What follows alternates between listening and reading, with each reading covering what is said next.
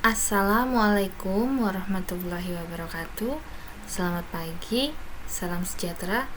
Hari ini dalam mata kuliah TPTH kita akan membahas lanjutan dari perbanyakan tanaman secara vegetatif.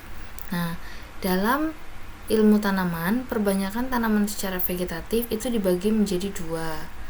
Yang pertama yaitu perbanyakan vegetatif secara alami, dan yang kedua adalah secara buatan.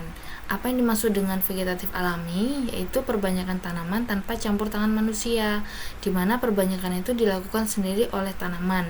Bisa dengan bantuan manusia atau tidak, tapi lebih cenderung kepada tanpa campur tangan manusia.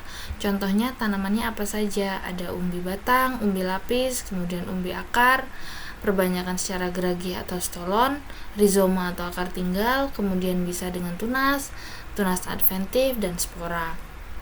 Sementara untuk perbanyakan vegetatif buatan, itu perbanyakan tanaman dengan campur tangan manusia atau dibantu oleh manusia atau dilakukan oleh manusia. Di antaranya adalah stek, cangkok, menyambung, okulasi, dan merunduk. Itu tadi adalah perkembangbiakan atau perbanyakan vegetatif alami dan buatan. Kita akan membahas tentang tanaman-tanaman yang memperbanyak diri secara vegetatif alami dan perbanyakan yang dilakukan oleh manusia. Yang pertama ada ubi jalar. Ubi jalar dia menggunakan perbanyakan dari umbi batang gitu. Jadi batang yang beralih fungsi sebagai tempat penimbunan makanan dengan calon tunas-tunas kecil yang berada di sekitarnya yang bisa dijadikan tanaman baru. Umbi batang adalah batang yang tumbuh membengkak dalam tanah. Contohnya ada kentang, ubi jalar, dan gadung. Jadi pertamanya dia ditanam dalam bentuk batang yang menjalar. Kemudian dari akar dari batang itu dia akan membengkak di dalam tanah menjadi sebuah umbi. Makanya dinamakan umbi batang. Contohnya ada kentang, ubi jalar, dan gadung. Kalau tanaman gadung ini biasanya digunakan atau diolah sebagai keripik dan tepung kayak gitu. Tapi kalau misalnya pengolahannya salah atau kurang tepat, dia bisa menjadi racun. Jadi nggak semua orang bisa mengolah gadung ya. Tapi kalau kentang dan ubi jalar itu sudah familiar di kalangan kita.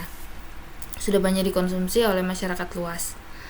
Kemudian yang kedua ada umbi lapis. Umbi lapis ini tumbuhnya tunas-tunas pada sela lapisan umbi, bagian tanaman yang membengkak dalam tanah karena menyimpan cadangan makanan yang disebut dengan umbi. Umbi lapis merupakan umbi yang berlapis-lapis dan tumbuh tunas di tengahnya. Umbi lapis baru berasal dari ketiak terluar atau akan tumbuh membentuk sebuah tunas.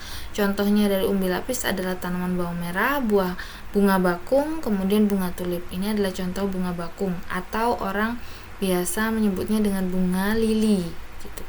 Bunga bakung, bunga lili, kemudian bunga Desember kalau nggak salah, itu banyak sebutannya.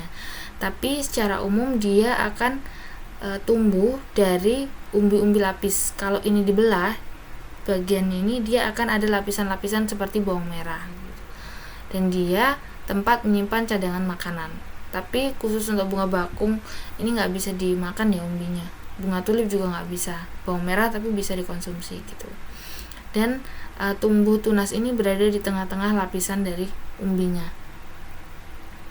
Ya tadi contoh dari umbi lapis. Ada selanjutnya umbi akar. Nah, berbeda dengan umbi batang. Kalau umbi batang tadi batangnya yang membengkak, kalau ini adalah bagian akarnya dan tidak berbuku-buku kalau ini. Jadi umbi akar adalah bagian akar yang membesar karena berfungsi sebagai cadangan makanan. Biasanya pada wortel dan dahlia. Jadi dalam satu tanaman bisa ada 2 wortel kayak gitu. Kalau misalnya tadi umbi batang kan akar batangnya yang membengkak. Biasanya pada tanaman singkong atau ubi jalar itu juga umbi batang. Tapi kalau umbi akar ini contohnya wortel, kemudian dahlia. Jadi dalam satu tanaman ini ada banyak umbinya. Tuh. Ini adalah contoh dari bunga dahlia. Dia memiliki umbi. Selanjutnya ada perbanyakan vegetatif alami dengan menggunakan geragi atau stolon. Geragi adalah batang yang tumbuh dan menjalar di permukaan tanah. Geragi tersusun atas ruas-ruas. Setiap ruasnya menempel pada tanah dan membentuk akar dan tumbuh tunas baru. Tanaman baru akan tumbuh pada ruas-ruasnya dan tidak tergantung pada induknya. karena dia sudah mengambil makanan dari dalam tanah, mandiri, dia sudah memiliki akar sendiri sehingga dia sudah dianggap oleh tumbuhan baru. Jadi dia sudah tidak tergantung pada induknya yang pertama. Tanaman yang berkembang biak dengan geragi biasanya atau contohnya adalah stroberi, kemudian pegagan atau rumput pegagan, dan rumput teki. Ini adalah contoh stolon dari stroberi. Tanaman yang menjalar atau yang memiliki stolon ini sangat mudah dikembangbiakan dan dia mendapatkan banyak bibit baru. Kalau ini sudah bisa dibagi menjadi 3 bibit. Bibit pertama ini dipotong saja, jadi kalau sudah ada akarnya dia akan gampang tumbuh. Tuh, hanya perlu disesuaikan lingkungannya dan nutrisinya. Ini tadi perbanyakan dengan menggunakan stolon. Nah, kalau pada rumput teki, biasanya rumput teki ini stolonnya itu sangat panjang, dia sampai bermeter-meter kayak gitu, dan dia biasanya mengeluarkan eksudat akar, di mana tanaman teki yang tumbuh di sekitar situ dia nggak akan bersaing dengan tanaman lain. Jadi tanaman lain yang mati karena eksudat akar dari rumput teki tersebut. Berbeda dengan stroberi dan pegagan yang tidak punya eksudat akar, dia bisa bersaing dengan tanaman-tanaman lain atau bisa hidup berdampingan dengan tanaman lain. Rumput teki dan alang-alang itu memiliki stolon yang mengeluarkan eksudat akar. Selanjutnya ada tunas. Tunas adalah tumbuhan anakan yang muncul di samping tumbuhan induknya. Tunas selanjutnya akan menjadi tanaman baru. Pada umumnya tunas tumbuh pada ruas batang, ketiak daun, ujung akar, dan tepi daun. Jika tunas tumbuh dekat induknya dinamakan rumpun, seperti rumpun bambu dan rumpun pisang. Tunas yang tumbuh pada ujung akar atau tepi daun disebut tunas adventif. Nah, berbeda dengan tunas adventif, kalau tunas ini adalah tunas yang tumbuh di dekat induknya. Contohnya tunas bambu dan tunas pisang. Jadi saudara bisa menemukan tunas baru yang berada di samping induknya pada tanaman ini. Tanpa harus ditanam, dia akan muncul. Biasanya umumnya atau munculnya tunas ini pada ketiak daun, ujung akar, tepi daun. Kalau misalnya dia tumbuhnya banyak seperti ini, dia akan membentuk sebuah rumpun. Jadi rumpun bambu gitu. Biasanya kalau sudah ada berapa batang kayak gitu, sudah ada anakannya, dia akan berubah menjadi tanaman rumpun ya, karena banyak banget kayak gitu yang tumbuh. Dan pisang juga seperti itu. Sementara kalau misalnya disebut dengan tunas adventif, itu biasanya dia tumbuhnya pada ujung atau tepi daun.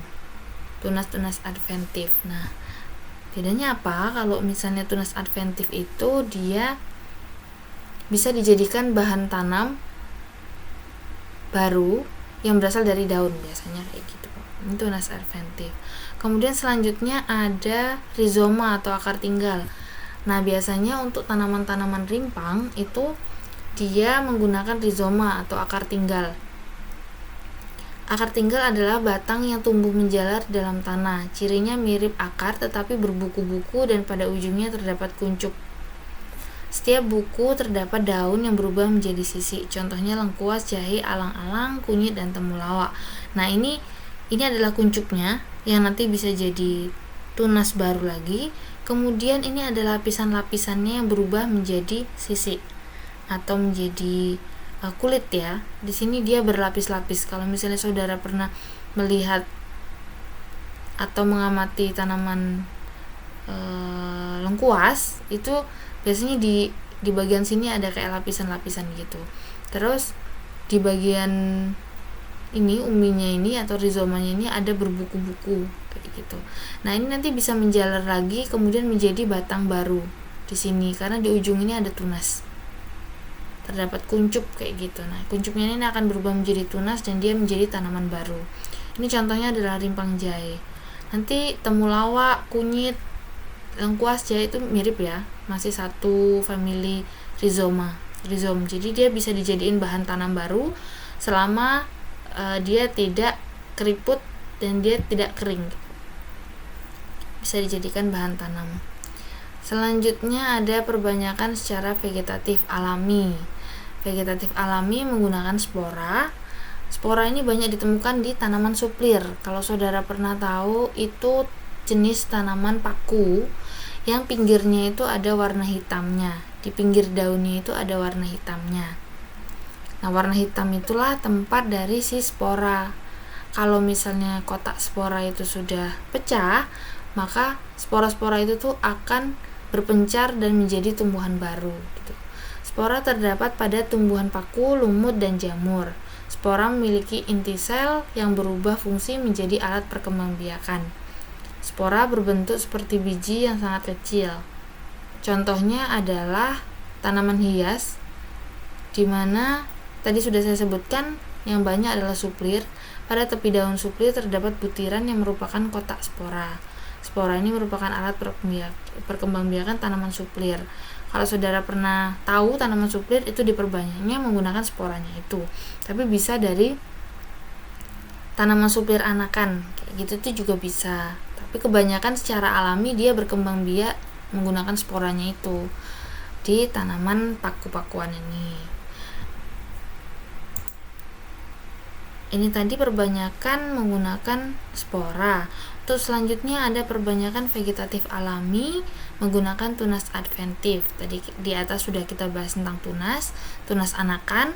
Kalau ini adalah tunas adventif, di mana tunas yang tumbuh pada bagian-bagian tertentu seperti pada akar, daun, dan sebagainya. Tunas adventif adalah tunas yang tumbuh di luar bagian batang. Ini ya, contohnya seperti cocor bebek. Dia akan tumbuh di sini, tunas adventif. Selain pada tepi daun, tunas ini dapat tumbuh pada akar seperti sukun dan kesemak. Kalau tanaman cocor bebek biasanya ditanam menggunakan daun ya. Daunnya ditanam di tanah, disisakan bagian pinggirnya untuk mendapatkan cahaya matahari. Kemudian nanti dia akan tumbuh tunas-tunas begini dan dia menjadi tanaman baru. Itu biasanya tanaman cocor bebek yang memiliki tunas adventif. Perkembangbiakan atau perbanyakan vegetatif alami ini secara natural diperbanyak oleh tanaman itu sendiri untuk mempertahankan kehidupannya atau keberlanjutan dari spesiesnya. Secara alami mereka sudah mempertahankan kehidupannya dengan memperbanyak tanpa campur tangan manusia. Jadi bagaimana mereka berusaha untuk memperbanyak spesiesnya, mempertahankan spesiesnya, beradaptasi dengan lingkungan baru, beradaptasi dengan kondisi alam yang baru, itu untuk mempertahankan spesiesnya. Namun perbanyakan vegetatif alami ini cenderung lebih lama karena dia secara alami didukung oleh lingkungan, sehingga manusia mulai memikirkan cara perbanyakan vegetatif dengan bantuan manusia gitu. Gimana caranya mempercepat, gimana caranya memperbanyak tanpa susah-susah gitu kan, susah menunggu dari si perbanyakan vegetatif alami ini. Ada beberapa perbanyakan vegetatif buatan manusia yang tadi sempat kita singgung di awal, dan kita akan bahas satu persatu ya. Yang pertama ada perbanyakan vegetatif buatan stek. Ini sudah banyak dilakukan oleh praktisi-praktisi pertanian maupun orang yang bukan dari pertanian gitu, karena stek ini sangat mudah dilakukan dan tidak ada kriteria khusus orang yang harus melakukan stek gitu. Jadi pengalaman-pengalaman itu nggak terlalu diperlukan kalau stek, hanya memotong bagian tanaman atau bagian dari tanaman induk, dipotong kemudian ditancapkan di tanah kayak gitu. Nah, contoh tanaman yang dapat diperbanyak dengan stek adalah ketela pohon, mawar, delima, jambu air, kedondong. Ini sebagai contohnya saja. Namun sebagian besar tanaman yang berkambium itu bisa dijadikan stek gitu. Nah, ini adalah stek delima, ini adalah stek ketela pohon. Kalau bahan tanam utama untuk tanaman ketela pohon biasanya menggunakan stek ya. Jadi dipotong kemudian ditanam, lalu dia akan tumbuh tunasnya kayak gini. Dan ini adalah stek mawar. Nah, untuk stek sendiri kenapa dia harus dipotong miring? Nah, kemiringannya biasanya 45 derajat bagian bawah maupun bagian atas. Kalau bagian atasnya ini datar, biasanya dia akan cenderung mudah busuk karena air hujan atau air siraman yang tertampung di sini dia akan masuk. Kalau misalnya kelembabannya itu tinggi, dia akan menjadi busuk. Tapi kalau misalnya memang sinar mataharinya cukup dan airnya cukup, hingga dia tidak terjadi pembusukan. Lebih baik bagian atas maupun bawah itu dipotong miring 45 derajat sebagai salah satu upaya kalau yang bagian atas untuk menghindari pembusukan. Karena kalau misalnya miring kan air bisa mengalir kayak gitu. Sementara kalau untuk yang di bagian bawah 45 derajat diyakini oleh peneliti sebagai sudut pemotongan yang bagus untuk pertumbuhan akar. Jadi kalau misalnya sudutnya 45 derajat, biasanya akarnya akan lebih cepat tumbuh ketika dia distimulasi oleh hormon gitu. Hormonnya ada gibberellin, sitokinin, auksin, yang dimana mereka atau si hormon itu memiliki peranan dalam pertumbuhan dan mempercepat munculnya akar maupun tunas gitu. Jadi ada gibberellin, sitokinin, auksin, mereka sangat berperan dalam pertumbuhan stek atau mempercepat pertumbuhan di stek gitu. Bisa direndam dulu di dalam larutan hormon selama 15 menit biasanya, kemudian baru ditanam di tanah, atau direndam dulu sampai dia ada akar kemudian baru ditanam di tanah, itu juga ada gitu. Tinggal bagaimana perlakuannya dari si tanaman itu. Kalau ketela pohon biasanya nggak usah direndam oleh hormon, dia langsung dipotong kemudian ditanam saja. Bisa, karena ketela pohon salah satu tanaman yang adaptif terhadap lingkungan. Ini tadi cara stek. Perbanyakan stek ini sudah banyak digunakan ya. Udah banyak digunakan. Umumnya menggunakan stek untuk perbanyakan tanaman kambium atau tanaman buah-buahan tahunan. Yang selanjutnya ada kelebihan dan kekurangan stek. Apa itu kelebihannya? Yang pertama, bisa dipercepat pertumbuhan akarnya dengan menggunakan hormon. Yang kedua, sifat dari bibit sama dengan induk dan bibit yang dihasilkan seragam ukurannya. Ya jelas seragam, karena kan kita memotongnya ada ukurannya. Ditanamnya juga bareng-bareng, jadi bibitnya lebih seragam dibanding kalau kita membibitkan terlebih dahulu menggunakan biji. Kekurangannya apa? Yang pertama, merusak tanaman batang induk karena kita memotong bagian tanaman induk. Tapi kalau misalnya contohnya tadi ketela pohon kan dia tidak merusak ya, karena batangnya juga nggak digunakan. Setelah dipanen dia tidak digunakan lagi batangnya, hanya dimanfaatkan sebagai tanaman baru ya, tanaman stek baru gitu, bibit baru. Yang kedua, kekurangan adalah kelembaban yang rendah akan menyebabkan stek mati karena kurangnya air. Tapi kelebihan air itu juga bisa membuat stek itu menjadi busuk. Itu tadi kelebihan dan kekurangan stek. Perbanyakan yang kedua, vegetatif buatan. Yang kedua adalah cangkok. Ini juga sudah sangat familiar di kalangan kita ya, praktisi pertanian. Pengertiannya adalah cara ini mengembangbiakan tumbuhan dengan menguliti batang yang ada, lalu dibungkus dengan tanah agar akarnya tumbuh. Mencangkok dilakukan agar tanaman cepat berbuah dan mempunyai sifat-sifat yang sama dengan induknya. Jika akar sudah muncul dan kokoh, maka batang tersebut sudah bisa dipotong dan ditanam di tempat lain. Tujuan dari pengkuliti batang atau menguliti batang itu adalah memutus jaringan atau pembuluh, silem, dan floem, sehingga tanaman itu pure atau murni tumbuh akarnya dari tanah yang kita tempelkan. Dan tanahnya ini bukan sembarangan tanah yang tidak subur ya, jadi diharapkan tanah ini atau media baru ini itu memberikan nutrisi mikro bagi tanaman yang mau tumbuh gitu. Kalau misalnya cangkoknya ini gagal, maka tanaman setelah dipotong kambiumnya itu dia akan mati atau kering kayak gitu. Tapi kalau misalnya sudah berbulan-bulan dia masih kelihatan seger dan malah tumbuh akar, itu berarti cangkoknya berhasil gitu.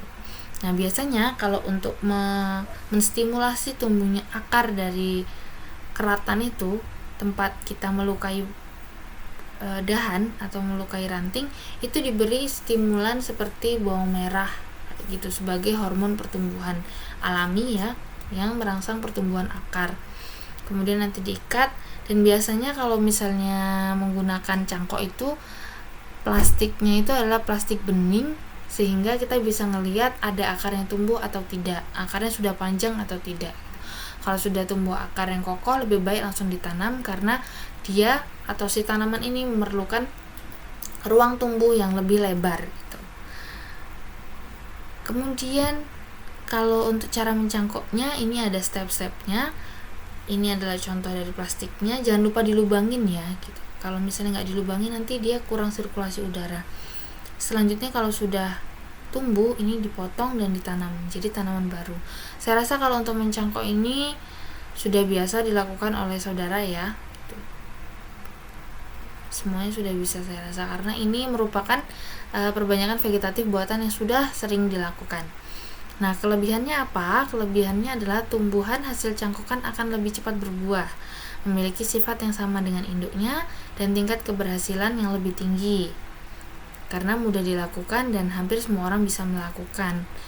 Kemudian kekurangannya apa? Pada musim kemarau, tanaman tidak tahan kering, jadi kita harus nyiramin kayak gitu. Normal ya kalau ini. Jadi semua tanaman kalau musim kering atau musim kemarau dia harus disirami. Begitu juga dengan cangkokan. Kemudian perakaran yang serabut. Kalau misalnya baru ditanam atau baru dipotong dari tanaman induk, dia memiliki akar yang serabut. Tapi kalau misalnya sudah tumbuh lama, itu biasanya dia berubah menjadi akar tunggang untuk jenis-jenis tanaman tahunan yang memiliki akar tunggang. Kemudian pohon induk tajuknya menjadi rusak karena banyak cabang yang dipotong. Ya, jadi merubah tajuk dari pohon induk dan mengurangi estetika dari tanaman induknya. Yaitu kekurangannya ya, kalau kekurangan dari cangkok. Selanjutnya ada menyambung atau grafting. Nah, minggu lalu atau pembahasan sebelumnya kita atau saya pernah membahas tentang apa itu perbedaan dari menyambung atau grafting dan budding kayak gitu. Kalau misalnya grafting itu kalau orang Indonesia menyebutnya menyambungan ya. Dia lebih cenderung menyambungi di bagian atas. Jadi batang bawah itu dipotong datar atau dipotong seperti ini. Nah, ada gerigi ya sebutnya. Ada geriginya seperti ini, dia lebih cenderung seperti itu. Kalau grafting ya, grafting itu batang atas dan batang bawahnya itu memang terpisah. Jadi memang dipotong kayak gitu. Menyambung. Nah, pengertiannya adalah perkembangbiakan buatan yang sering dilakukan pada tumbuhan sejenis buah-buahan. Tujuannya adalah menggabungkan dua sifat unggul dari individu yang berbeda, yang memiliki keunggulan masing-masing ya. Contohnya tumbuhan yang bisa disambung adalah satu family, contohnya tomat dan terong, karena masih satu family Solanaceae. Atau terong dengan cabai itu juga bisa karena Solanaceae. Nah, tahap-tahap grafting itu ada yang pertama, batang bawah itu dipotong sebagai tumbuhan satu, kemudian batang atas sebagai tumbuhan dua, kemudian disambungkan dan diikat. Nah, mengikatnya ini dia berasal dari bawah kemudian ke atas. Tujuannya pengikatan dari bawah ini adalah untuk mengokohkan dulu gabungan ini, kemudian mengikatnya gitu. Kalau sudah dianggap kokoh, kalau misalnya dari atas kan biasanya kita terlalu menekan gitu ya. Kalau untuk yang grafting ini sebenarnya tidak terlalu ditentukan mau mengikat dari atas atau bawah, tapi diprioritaskan atau lebih baik mengikatnya dari bawah karena untuk mengurangi kemungkinan air hujan itu masuk gitu. Kalau misalnya mengikat dari atas ditakutkan atau dikhawatirkan tidak terlalu kuat dalam menariknya gitu kan, sehingga ada sela yang bisa masuk air hujan menyebabkan tanaman itu atau sambungan itu menjadi busuk gitu karena airnya nggak bisa keluar. Mata tunas ini yang bagian atas, ranting yang akan disambung ke batang pokok. Batang pokok itu adalah batang bawah ya, biasanya disebut di sini begitu. Kemiringan adalah 45 derajat sama seperti stek tadi. Kenapa 45?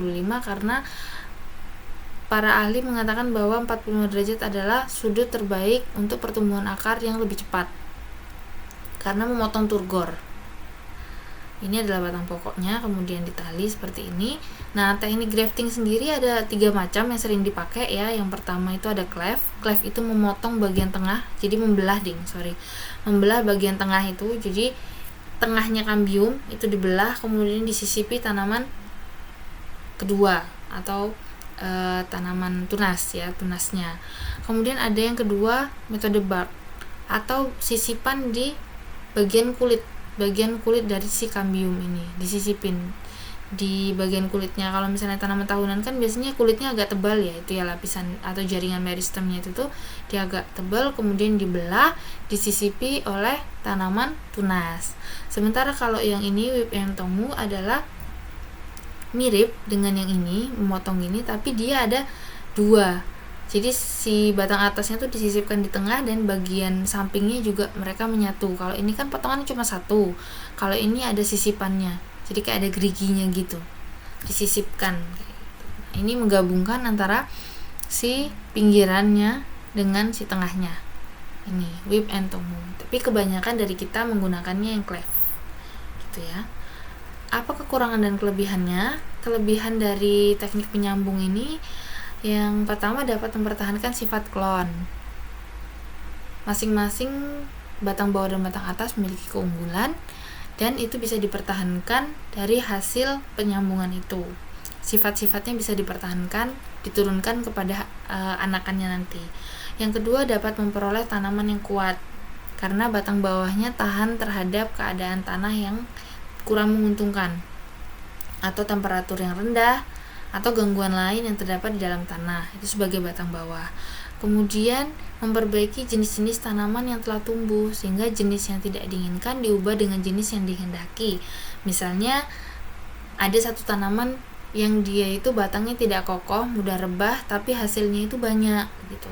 Sementara satu tanaman lagi batangnya itu kuat, akarnya itu kuat, tahan terhadap hama penyakit tanah, tapi dia kurang menghasilkan, sehingga kita bisa memperbaiki, menggabungkan kedua keunggulan dari tanaman tadi menjadi satu. Jadi sifatnya memperbaiki jenis tanaman yang tumbuh. Yang selanjutnya dapat mempercepat berbuahnya tanaman. Karena tadi kita menyambung ya, satunya sudah tumbuh, satunya juga sudah tumbuh, kemudian kita gabungkan sehingga fase juvenilnya atau fase vegetatifnya itu dapat ditekan sehingga bisa berbuah lebih cepat. Sementara kekurangannya apa? Kekurangannya adalah jika pohon sudah besar gampang patah jika ditiup angin kencang. Ini tergantung dengan batang bawahnya, apakah batang bawahnya memang tahan terhadap tiupan angin kencang, akarnya itu kuat atau tidak, tergantung dari tanamannya. Kemudian tingkat keberhasilan rendah jika tidak cocok antara batang atas dengan batang bawah. Kalau nggak cocok di sini biasanya nggak satu family atau batang bawahnya itu dia sudah terkena tetesan kayak gitu, jadi busuk duluan, kelembabannya tinggi karena ikatannya mungkin kurang kuat, atau ada celah dari masuknya air hujan, atau terserang hama saat melakukan teknik penyambungan itu, pisaunya atau alatnya itu kurang steril kayak gitu. Nah, sehingga tingkat keberhasilannya bisa menurun gitu. Jadi harus dipastikan bahwa ketika kita menggunakan alat untuk menyambung atau membuat sayatan di tanaman, itu usahakan alat yang kita gunakan itu steril, dalam artian itu tidak karatan, kemudian dia tajam, dan usahakan tidak melukai batang yang lain. Misalnya kalau mau melukain untuk cangkok ya, untuk cangkok di bagian situ ya udah dibikin satu garis yang kita nggak melukai bagian lain, karena kalau melukai itu bisa jadi masuknya atau bisa menyebabkan iritasi pada batang, kemudian masuknya si virus atau jamur. Begitu juga untuk teknik penyambungan dan teknik okulasi yang lainnya. Nanti kalau misalnya kita menggunakan alat untuk melukai ya, itu harus steril, usahakan steril dan bersih, tidak karatan. Jadi diasah dulu lebih baik kalau menggunakan pisau okulasi. Selebihnya ada okulasi. Kita akan membahas tentang okulasi. Okulasi itu apa? Okulasi itu menempelkan tunas pada batang tanaman sejenis yang dijadikan induk. Kalau tadi menyambung, itu adalah menggabungkan tanaman atas dengan tanaman bawah yang biasanya itu dipotong gitu. Tanaman bawahnya itu dipotong rata atau dipotong miring gitu. Nah, kalau okulasi atau budding, biasanya disebut dengan budding ya. Okulasi ini menempelkan aja tunas pada tanaman pokok atau tanaman batang bawah ya. Tumbuhan yang akan ditempeli harus yang kuat, dalam artian tuh akarnya kuat, tahan terhadap hama penyakit itu tadi. Kemudian okulasi bertujuan menggabungkan dua tumbuhan berbeda sifatnya. Kalau tadi sifat-sifatnya sama atau satu family, yang ini sifatnya berbeda dan memiliki keunggulan pastinya ya. Ada 3 macam budding atau okulasi yang sering digunakan di Indonesia atau sering digunakan oleh praktisi pertanian. Yang pertama okulasi T, okulasi forecast, dan okulasi jendela. Okulasi T ini biasanya banyak digunakan karena dia tidak terlalu membuang bagian dari tanaman utama dan dia bisa memperkuat dari sambungan atau tempelan tunas itu gitu. Kalau yang forecast ini mirip sama yang jendela, hanya saja kalau jendela itu dia tidak ada penahannya kayak gitu loh di bagian bawahnya. Tapi kalau jendela itu pure kotak sesuai dengan ukurannya itu. Jadi tunasnya itu dipotong sesuai dengan sayatan di tanaman utama. Seperti apa contohnya ini? Nah, ini okulasi T. Jadi disayat dulu berbentuk huruf T, kemudian ini dibuka, disisipkan oleh tanaman ini. Nah, seperti ini contohnya.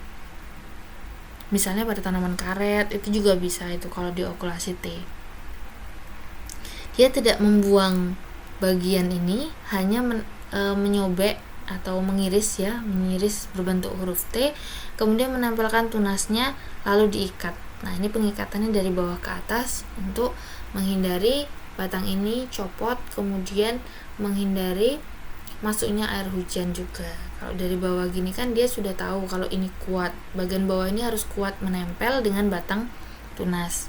Kalau dari atas ditakutkan nanti pas narik sampai bawah sini talinya kurang atau gimana gitu. Jadi dari bawah aja. Nah, ini untuk okulasi jendela. Kalau okulasi jendela ini kita buat jendela sayatan dulu, ukurannya sekian, kemudian kita harus mencari tanaman pucuk atau tunas baru yang ukurannya sama. Diusahakan ukuran sayatan ini sama dengan ukuran tempelannya agar tidak ada celah yang bisa dijadikan jalur masuk bakteri atau jamur. Okulasi jendela ini perlu keahlian khusus ya gitu.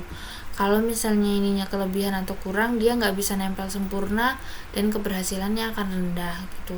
Sementara kalau yang okulasi forecast, dia mirip okulasi jendela, hanya saja di bagian bawahnya ini dia disisain sebagai tempat untuk sanggahan bagi si tanaman tempelan. Nah, awalnya kita buat jendela dulu, tapi kita sisain sedikit dan sisanya kita potong. Ini bagian yang dipotong. Ambil tanaman lain atau tunas lain, mata tunas dari tanaman kedua, kita tempelkan di situ. Ini kita agak tekan, kemudian kita ikat. Nah, pengikatannya sama dari bawah ke atas juga. Kemudian kita tali. Nah, ini nanti kalau misalnya sudah tumbuh, tandanya adalah dia tumbuh tunas dan ini bisa dipotong, tanamannya ini dipotong. Jadi tanaman utamanya ini dipotong, kemudian ini yang dipelihara, tunas yang ini dipelihara.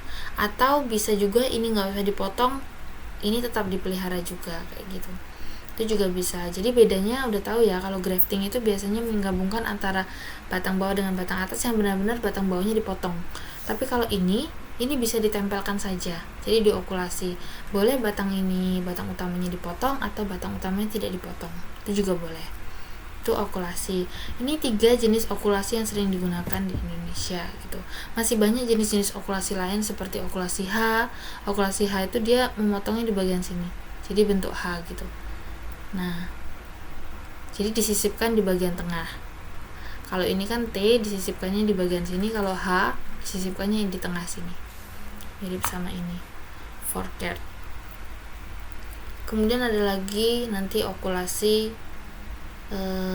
tempel yang benar-benar cuman tunasnya doang yang ditempel. Itu juga ada. Nanti macam-macam jenis okulasinya, tapi yang sering digunakan adalah 3 ini. Apa keuntungan dan kekurangan okulasi? Keuntungannya adalah mendapatkan bentuk khusus pertumbuhan, mempercepat pertumbuhan dari seleksi bibit, mengambil kebaikan sifat dari kedua batang tanaman itu, kemudian memperbanyak klon yang tidak bisa diperbanyak dengan cara lain, misalnya cangkok, misalnya stek, Kemudian keberhasilannya mudah diamati karena kita melihat kalau misalnya ada tunas yang tumbuh berarti itu berhasil, kalau nggak ada tunas yang tumbuh berarti itu gagal, dan tidak merubah atau tidak membuat batang utamanya itu mati, karena itu kan cuma nempelin doang, itu nggak nyayat sampai kambiumnya tuh enggak. Kelemahannya apa? Terkadang suatu tanaman hasil okulasi ada yang kurang normal karena tidak adanya keserasian antara batang bawah dengan batang atas. Kadang-kadang tumbuh tunasnya itu kecil, kadang-kadang buahnya itu nggak lebat, kadang-kadang buahnya itu nggak sehat, kayak gitu. Itu bisa karena tidak ada keserasian antara batang atas dengan batang bawah. Jadi yang penting hidup aja. Kalau nggak ada keserasian, gimana cara nanganinya? Kita harus milih tanaman yang satu family. Yang kedua, kekurangannya perlu menggunakan tenaga ahli untuk pengokulasian ini karena untuk mengambil tunasnya itu perlu kehati-hatian. Kalau nggak hati-hati, kambiumnya bisa terikut atau bagian tunasnya itu tidak terambil. Itu bisa. Kalau misalnya motongnya dari tunas itu tidak sesuai dengan jendela yang kita buat, itu juga bisa menyebabkan kegagalan dalam proses okulasi, sehingga okulasi ini memerlukan suatu keahlian khusus, suatu jam terbang yang panjang agar okulasi ini bisa berhasil dengan baik. Yang ketiga, kelemahannya adalah bila salah satu syarat dalam kegiatan pengokulasian tidak terpenuhi, kemungkinan gagal atau mata entres tidak tumbuh. Syarat dalam kegiatan pengokulasian misalnya steril alat, kemudian kesesuaian batang atas batang bawah, kemudian faktor lingkungan yang mendukung, nutrisi yang dimiliki tumbuhan, itu harus dijaga. Kalau misalnya syarat dalam kegiatan pengokulasian ini tidak terpenuhi, maka kegagalan itu kemungkinan akan lebih besar presentasinya dibanding keberhasilan. Nah, selanjutnya ada perbanyakan vegetatif buatan. Ini yang terakhir ya, perbanyakan vegetatif buatan. Nanti ada tambahan lagi sebenarnya. Merunduk ini adalah teknik berkembang biak tumbuhan dengan cara membengkokkan sebagian cabang kemudian membenamkannya ke dalam tanah. Pada batang yang ditimbun tersebut diharapkan tumbuh akar. Setelah akar timbul, maka batang sudah bisa dipotong dan dibawa ke tempat lain. Jadi ini dirundukkan. Nah, tanaman yang bisa dirundukkan ini biasanya tanaman-tanaman yang memiliki stolon atau yang memiliki elastisitas batang yang tinggi gitu. Tumbuhan yang dapat dikembangbiakan dengan merunduk diantaranya arbei, apel, tebu, stroberi, dan melati. Melati ini bisa karena dia tanamannya cenderung rendah ya, dekat dengan tanah gitu. Ini tumbuhan induk. Apel juga bisa karena dia cenderung tanamannya perdu. Walaupun dia berkayu tapi dia perdu. Tebu juga bisa dirundukkan untuk mendapatkan bahan tanam baru gitu. Ini contohnya ya. Jadi tumbuhan induk, kemudian cabangnya ini dirundukkan, ditimbun dengan tanah. Setelah muncul akar serabut, ini dipotong kayak gitu. Itu cara merundukkan. Keuntungannya apa? Yang pertama, sifat buah atau bunga sama dengan induknya tentu, karena dia merupakan satu kesatuan dengan induknya sebenarnya. Dapat menghasilkan individu baru dengan cepat. Tingkat keberhasilannya tinggi karena tidak memerlukan keahlian khusus ya, cuma merundukkan gitu aja. Kekurangannya apa? Tidak banyak bibit yang dihasilkan karena hanya dahan atau ranting yang dekat dengan tanah yang bisa dirundukkan. Kalau terlalu jauh itu juga nggak bisa. Kemudian hanya bisa dilakukan pada tanaman yang dahannya elastis dan cukup dekat dengan permukaan tanah. Tidak dapat dilakukan pada tanaman yang relatif besar. Tadi adalah merunduk ya. Namun pada video kali ini ada metode perbanyakan tanaman alpukat dengan sistem merambat. Ini juga mungkin bisa dijadikan referensi buat saudara-saudara kalau mau membudidayakan tanaman alpukat secara merambat. Ini masih sangat asing ya, belum familiar di kehidupan kita bahwa tanaman alpukat yang memiliki bentuk batang tinggi, kemudian berkambium, kuat, kokoh, itu bisa dirambatkan. Itu bagaimana caranya? Nanti saudara bisa melihat di link ini tuh. Bagaimana si tanaman alpukat itu bisa dirambatkan dengan ketinggian yang bisa kita sesuaikan, sehingga kalau untuk panen alpukat itu nggak perlu sampai menggunakan galah gitu. Di video ini bisa dilihat nanti gimana cara memperbanyak atau merambatkan si tanaman alpukat kayak gitu. Ini saya dapat dari Bu Ani dari temennya yang di IPB. Ini bisa jadi referensi untuk usaha saudara-saudara kalau misalnya nanti pingin buka usaha di bidang agrowisata tanaman tahunan misalnya kayak gitu. Nah, ini salah satunya teknik yang baru yang belum banyak dibudidayakan. Untuk perbanyakan tanaman buatan lainnya bisa menggunakan kultur in vitro atau perbanyakan tanaman secara kultur jaringan kayak gitu itu juga bisa, tapi itu perlu alat, perlu usaha, kemudian perlu modal, perlu teknisi yang terampil, sehingga itu belum banyak digunakan oleh teknisi-teknisi atau praktisi kita. Hanya oknum-oknum tertentu yang memang memiliki sumber daya yang oke untuk melakukan perbanyakan tanaman vegetatif buatan dengan cara kultur jaringan gitu. Itu saja yang bisa saya sampaikan materi hari ini, semoga bermanfaat. Kurang lebihnya saya mohon maaf. Wassalamualaikum warahmatullahi wabarakatuh.